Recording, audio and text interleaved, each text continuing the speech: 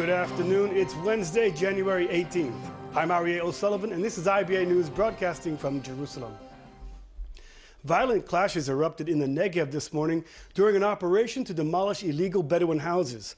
A police officer was killed when a terrorist rammed his car into a group of police. At this hour, 34-year-old Sergeant Major Erez Levi is being laid to rest at the Yavne Military Cemetery. Levi is survived by his wife and 2 children.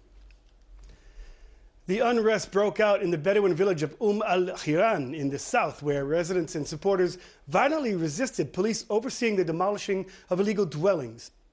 An Israeli Bedouin teacher was fatally shot after ramming his car into a group of policemen, killing Staff Sergeant Erez Levi. IBA's Margaret Dudkevich has this report. It was bound to be a day of violence. Early this morning, police arrived at al-Hiran to secure the area ahead of the demolition of illegal dwellings. Violent clashes erupted as residents were evacuated. It was then Abu al-Kian, a teacher and member of the Islamic Movement South Branch, rammed his car into a group of police, killing police officer Erez Levi and injuring others before he was shot dead. Police said they were investigating his affiliation to the Islamic State. His relatives denied he was involved in the attack, saying police shot him as he drove to work. Other locals said he lost control of his car after being shot by police. However, police insist the attack was nationalistically motivated.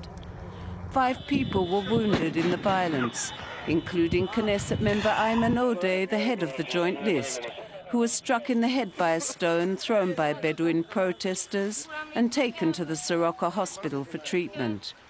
Arab lawmakers claimed he was hit by a sponge-tipped bullet. Odeh later told reporters he was brutally attacked by hundreds of police, a claim that was later rejected by Minister of Public Security Gilad Erdan. As police attempted to contain the situation in the Bedouin village, security forces prevented Knesset members of the Joint List Party from entering. Police were forced to use crowd dispersal methods after violent clashes resumed again, as the demolishing of the illegal dwellings continued. A Bedouin was arrested after he attempted to stab police. The village has been a flashpoint for clashes. Its 700 inhabitants are descendants of a Bedouin clan that was removed from its original village in 1948 and today houses Kibbutz Shuval.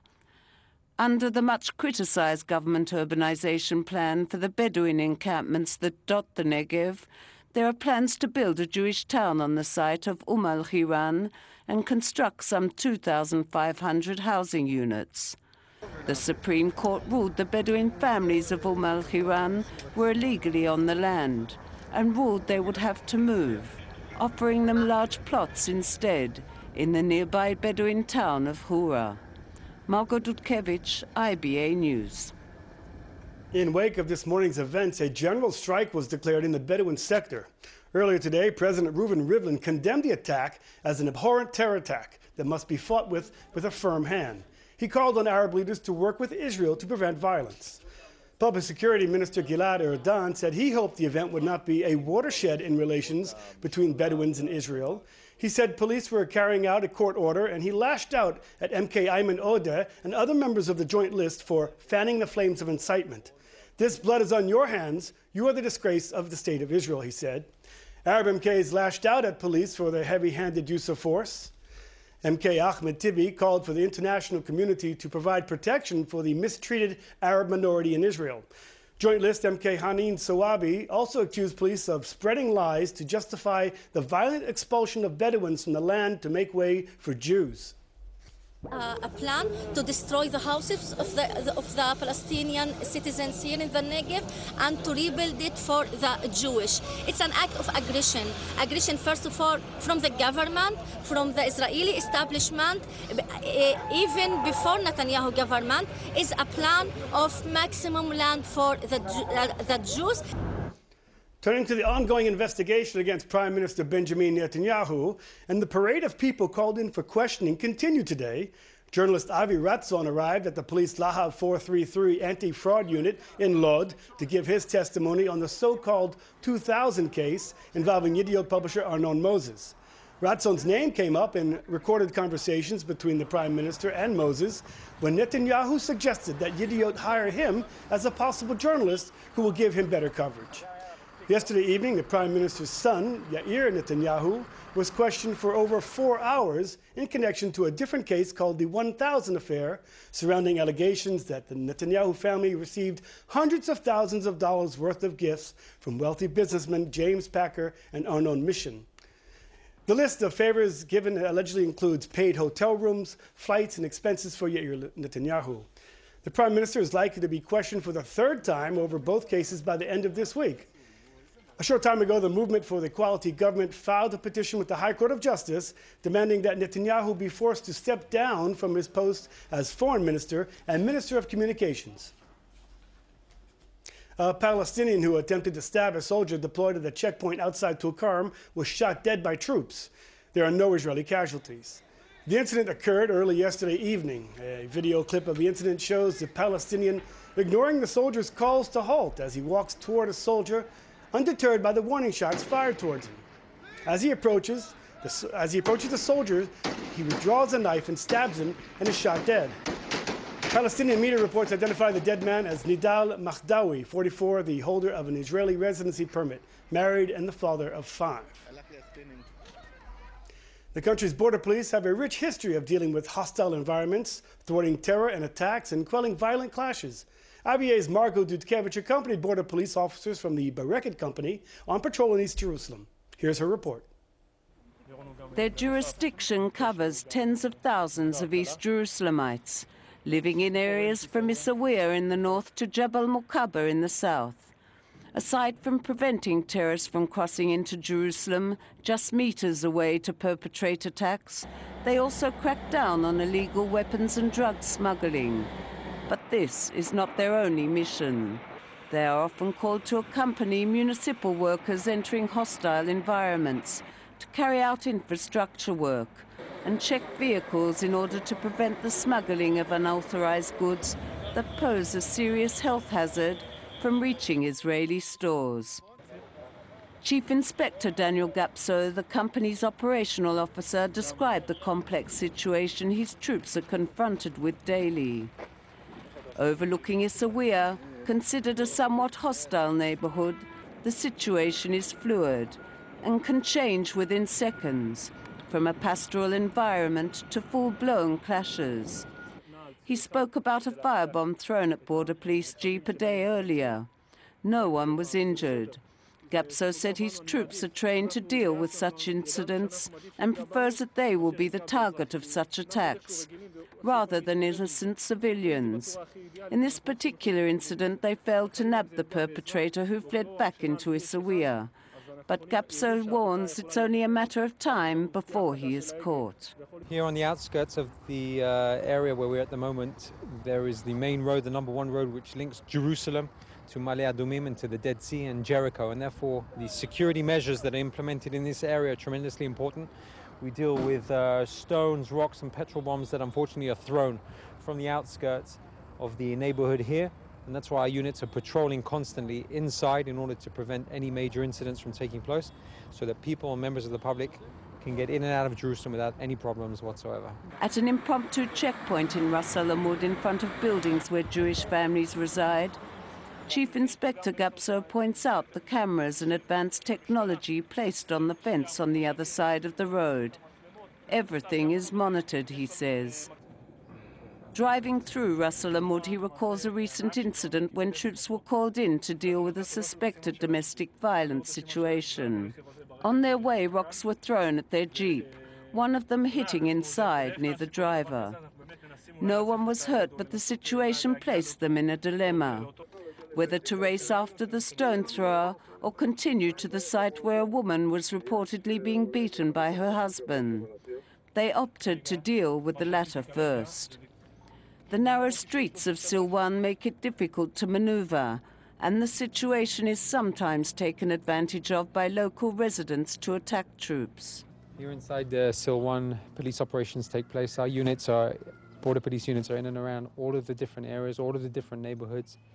Even though there is a change, of course, in the different areas, both in terms of local residents and houses, The areas are difficult terrain, but our units have to make sure that they can patrol and respond to any type of incidents that can take place, both stone throwing incidents, petrol bomb incidents. Beside vehicular patrols in East Jerusalem, border police also carry out foot patrols through the narrow streets.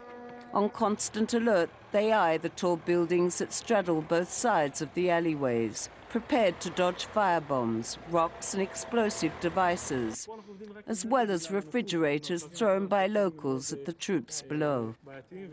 Margot Dudkevich, IBA News. Well, as Jerusalem prepares for what is expected to be a significant reversal in Americans' Middle East policy under the incoming President Donald Trump, Israeli lawmakers took the time to celebrate the legacy of outgoing American Ambassador Dan Shapiro yesterday in Jerusalem. IBA's Sam Sokol has the story. Outgoing U.S. Ambassador Dan Shapiro has had some tough times in Israel in recent years, but on Tuesday he was all smiles when Israeli lawmakers gathered in the Knesset to toast the American diplomat.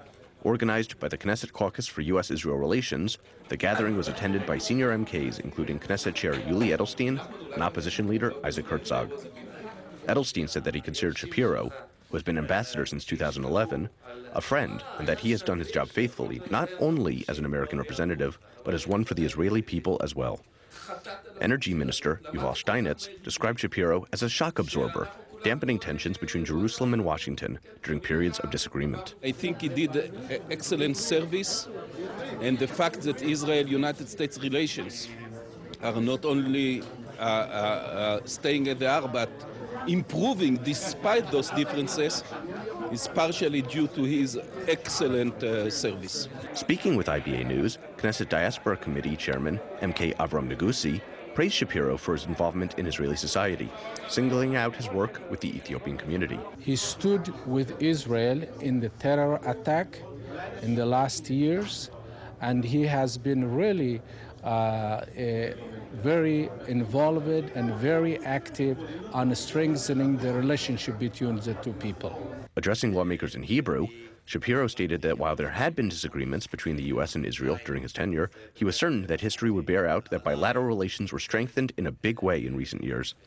The Obama administration, he said, had worked to defend Israel in international forums and had affirmed its right to self-defense during times of armed conflict. Shapiro further said that as he will remain in Israel until his daughters finish school, he will be happy to go out for coffee with lawmakers when they come to Ra'anana. This is Sam Sokol for IBA News.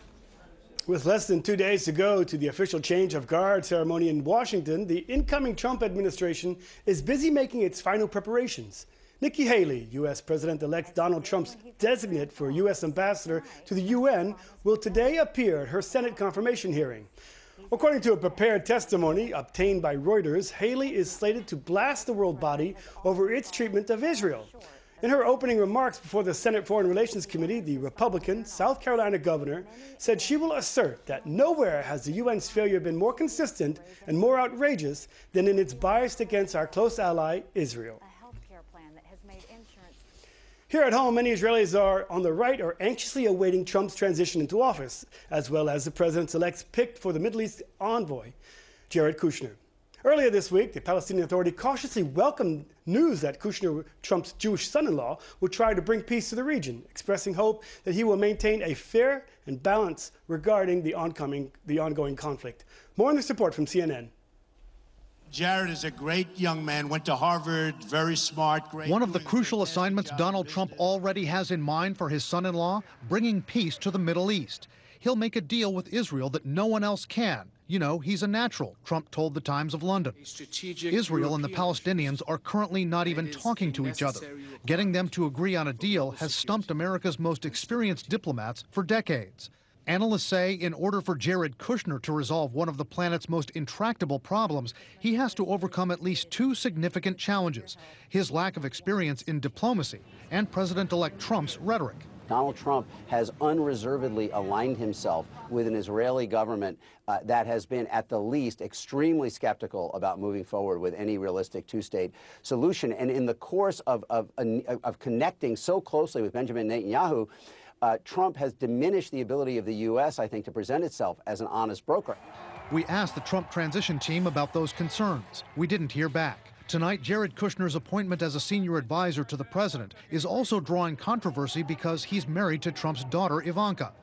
Transition team officials say they do not believe anti-nepotism laws apply to presidential advisors, but legal analysts are split on the subject.